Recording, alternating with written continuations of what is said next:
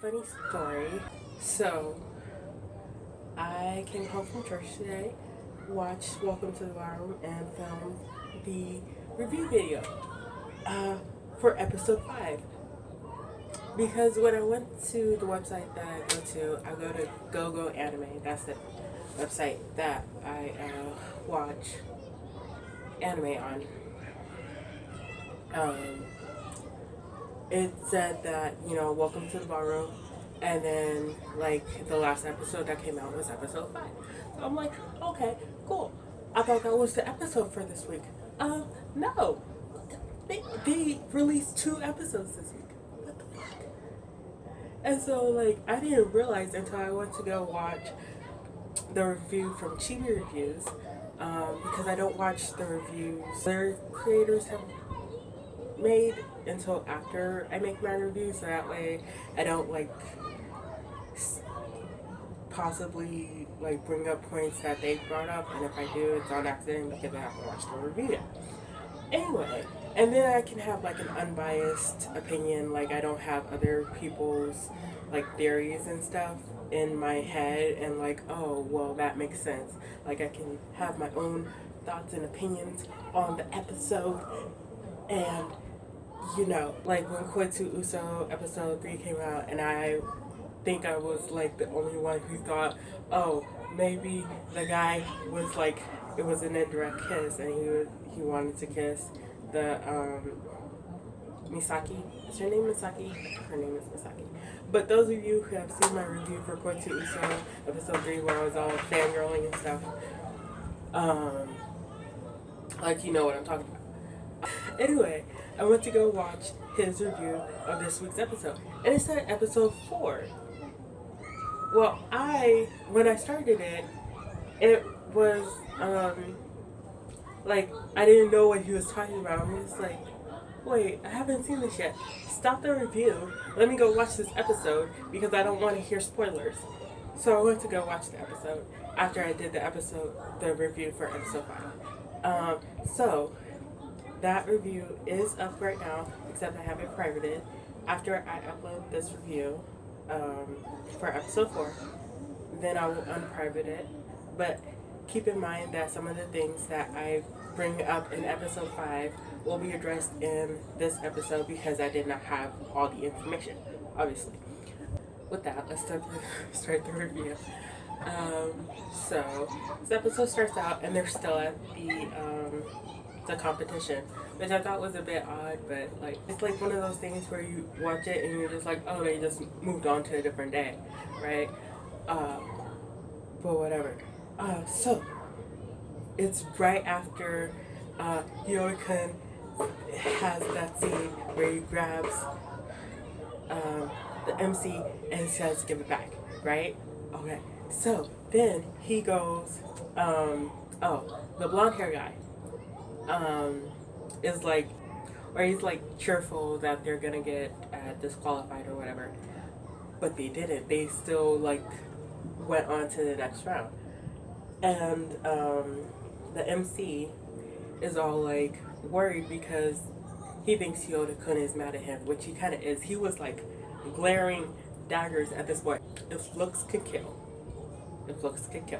oh my god, like he was pissed the fuck off, and he's going to do the tank. I'm so sorry about the yelling. There are children in the backyard. Children are here, so there's yelling. He's going to do the tango, and he's still like glaring daggers at our MC, and he goes on to the stage. Well, not the dance floor, right? And he is so passionate about this dance. Like he, in one of the moves where they like kicked the moves, he like yelled, and he was like really into it. And like all of the people who usually see him like stone faced and like not taking it seriously were exclaiming that he was so passionate and that he was so into it, and like he must really enjoy dancing. And it really showed what he meant last week when he said give it back. He meant give his passion back. And at the end of it, as he was collapsing, because he passed the fuck out at the end of it, he was smiling. And he looked at the MC with the smile on his face, and he succeeded in what he set out to do. But the whole time, the blonde-haired guy was talking to the MC, and he was like, if he gets hurt, then it's your fault because you didn't get them disqualified. Like, that's not his fault. I'm so salty about that. I'm sorry, it's not his fault. You made him go out there. Like, you didn't give him a choice. Like, kind of. But he did it in such a way where he manipulated the situation to make him seem like he should go out there and do his best for Hyoda-kun. Like, he didn't tell him that I was going to get them disqualified. So salty about that. And he didn't tell him that it was part of his plan after he saw the medical tape. Shizuka couldn't tell that he was injured, which explains why next week or in the next episode, she is like really upset and stuff. But I feel like that would be something that you would be able to tell if like you're dancing with somebody. Because he did have a moment where he felt the pain. It was right before his kick. And you saw in his face the expression of pain. But it turns out Gorilla, remember last week when I said that he pushed him down the stairs? It turns out he didn't push him down the stairs and he's just a big softie. So, kind of happy about that. He's actually the one who took him to the infirmary. He like talks to the MC after that, but he's talking to our MC, and he didn't know at first that it was him who took Hyoda-kun's place. Our MC starts crying, and he says that he was happy because it was the first time he got an applause. Even though he didn't know it was him,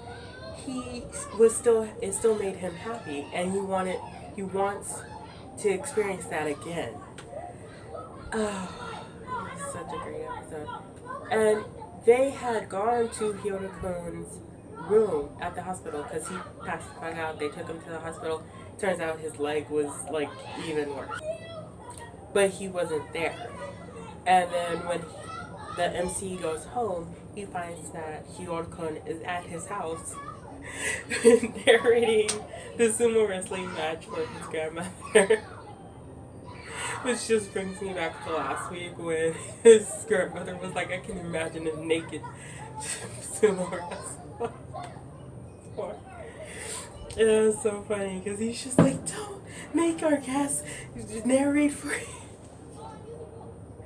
It was funny. He takes him to his room, and then Hyoda-kun is like about how he,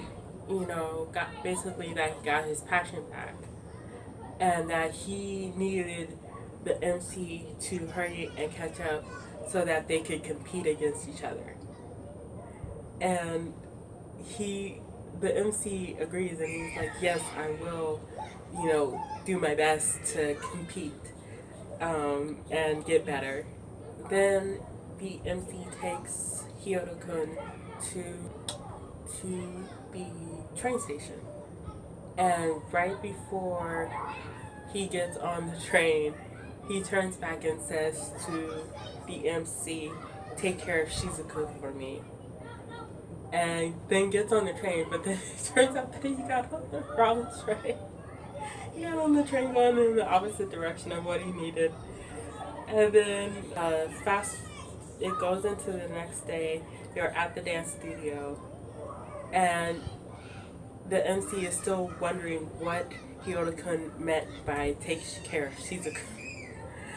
And then it goes into the opening scene that we get in episode 5, where the girl runs into the dance studio, falls on top of the MC, says to Shizuku, hide, because her brother comes in and says, Shizuka, Hyoda-kun is dead. Be my partner now. And then that's how the episode ends. So it was a really, it opened a lot of what was missing when I watched episode 5. So when you watch that review, just keep in mind that I hadn't yet watched this episode. So I didn't know that it was already revealed that the blonde hair guy had set it up so that Shizuka would get disqualified.